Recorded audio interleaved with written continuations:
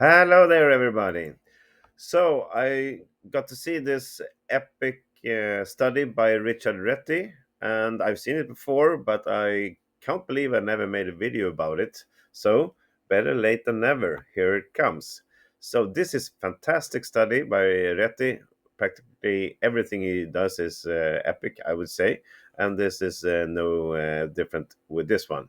So white to move and win here. And note that these three black pawns are all going down in the diagram. So one of them is due to promote. The two are blocked at the moment. But we have to stop all of these three pawns to win this as white. And it's really hard. But there is a chance. There is one variation that does this. And it's now up to you to find it. But before you pause, let's just give you a heads up. It's not only about finding the good moves for black, it's for white, sorry, but it's also finding the great response from black because there is some cool defenses that it's not easy to see. So you have to see what black can do to prevent you from doing this and then find the even better response from white. So now you can pause the video, analyze this, and see if you can find out how white has to play to win this. Go ahead. And welcome back.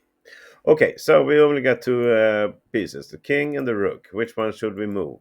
Well, black wants, of course, to get his king down to d2 and protect his pawns. So moving the rook somewhere is pointless. Grabbing here is, of course, pointless. Then we'll allow black to promote. The only move we could consider by the rook is rook e1 to have have a plan if black moves his king to e4, but he will do that anyway, so it doesn't matter. We can get this with a check and a tempo. King will come here, and now we are forced to go back to e1 to stop this pawn promotion here, and black will just follow with the king. So there's no point. This is not winning for white. We are just happy to get a draw here. So we have to move the king. And of course, there are many of you probably thinking that this obvious move is the correct one, but it's not. But let's look at it. King takes g2 is, of course, the move you make if you have 2 seconds to think. And it might look like it's winning, but black will play king e4. Yes, we will go with the king to f2 to attack here, and that's what I talked about before, finding the correct response from black. Because if black now goes to d3, white is winning by playing king e1, and the king has to go to either way. He will lose the other pawn and lose the game. But in this position, black will not play king d3. He will have the fantastic defense promoting to a queen and really sacrificing this pawn. This is leading to a draw. And it's really hard to see this, but that's how it is. And you have to see it from the beginning. Otherwise, you will end up in this position and a draw. So let's see what happens. If we grab this with the rook, we also get a check. King comes to d3. It's now blocking the white king from coming anywhere. The rook cannot come up, of course. Then black will promote. So wherever we go, the king will come to d2 next move and protect the promotion of the pawn, which means we have to sacrifice the rook and get a draw. And instead, if we grab this with the king, now black will play king to d3. And look at this. The pawn is protecting here, the king is protecting here. So our king is totally cut off from the action. If we move the king, then we will allow black to come down here. We don't want to do that. So we only have the rook move to a1. But black will just make a small tempo move. King c3. Our king is still cut off. The rook cannot move up because black will promote. So we have to go back to c1. And what happens then? Well, black is not going to try anything. It's not going to try this and allow us to enter with the king. It will just go back to d3. And we're stuck with a repetition draw like this. Okay, so that's with that. Therefore, we cannot start taking the pawn on g2. Instead, the only move we can do, which is the only move really left to look at, is king f2. Sorry, this is the correct starting move. So, okay, black will do uh,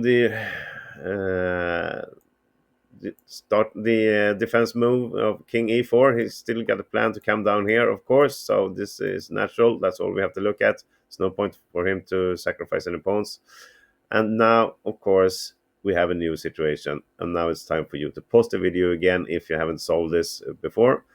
There's a new chance from this position, white to move and win. Go ahead.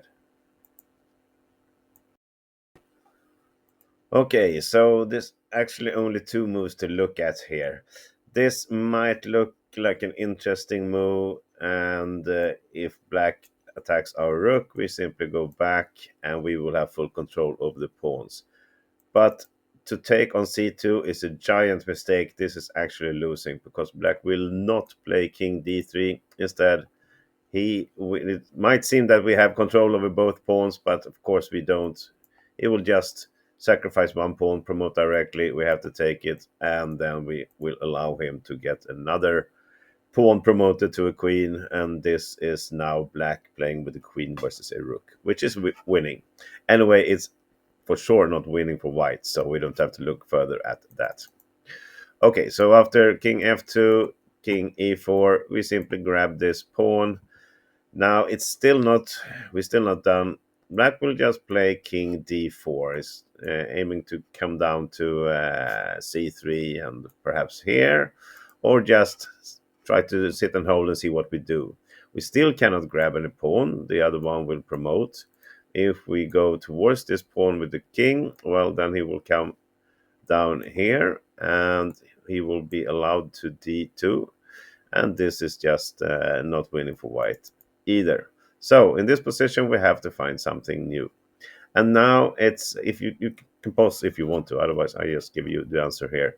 We are going for a tempo move. So what we want to have is the rook on e1 in the right time. Now it's not the right time, so we do a tempo move. We can put it on a1, we can put it on g1. G1 is better, I think, because now black might do a mistake to try to attack or save his pawn here, which will give us the chance to really take control with our king over everything.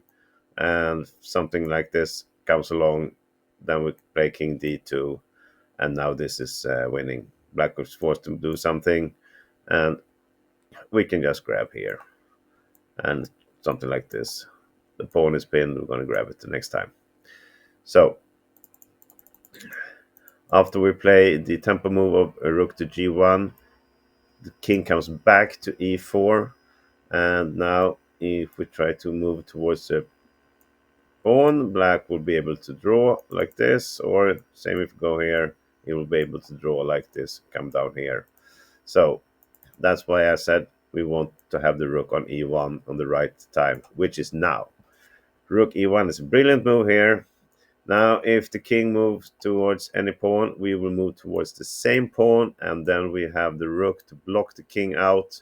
So we can just take this in peace and then go back and grab this one also. So at this position, white will not move the king here or here. He will actually go straight up to e5, allowing us to make a mistake of attacking one pawn, and he will jump towards the other one. We could still save this by moving back to e2, and he will do the same, come to e4, and we start all over. So, but we only get one chance. So instead, we will not go towards any pawns here. What do? We will not move the rook either. We want it on the e file. We simply just go up to e3. Again, now if black towards move towards any pawn, we will go towards the same pawn, d3 or d2, doesn't matter, and we block the king out. So black will have no other choice than go up to e6, just to try to keep things going. We do not want to waste another chance doing the same, allowing the king come here. So we just go up to e4 also. This is really cool position. And now we are winning this, because if black tries another one, a7, now we can just move towards any pawn. The king is too far away. It will not have time to come down and stop us. We will do something like this and grab the pawn. So I think there are many more variations, but these are the main lines. Start with king f2, do not grab any pawn. Grab this now, make a waiting move to g1 or a1. Black will try to keep his options open by putting the king in the middle. We follow up by putting our rook on e1. And now there's a dance of the kings like this before we block him out too far, and then we can just attack any pawn here and win. All right, thank you for watching this fantastic Réti study. I hope I made it justice in this video. Otherwise, give me all the complaints you need in the comment section. Thank you for watching. See you later, everybody. Have a great day. Bye bye.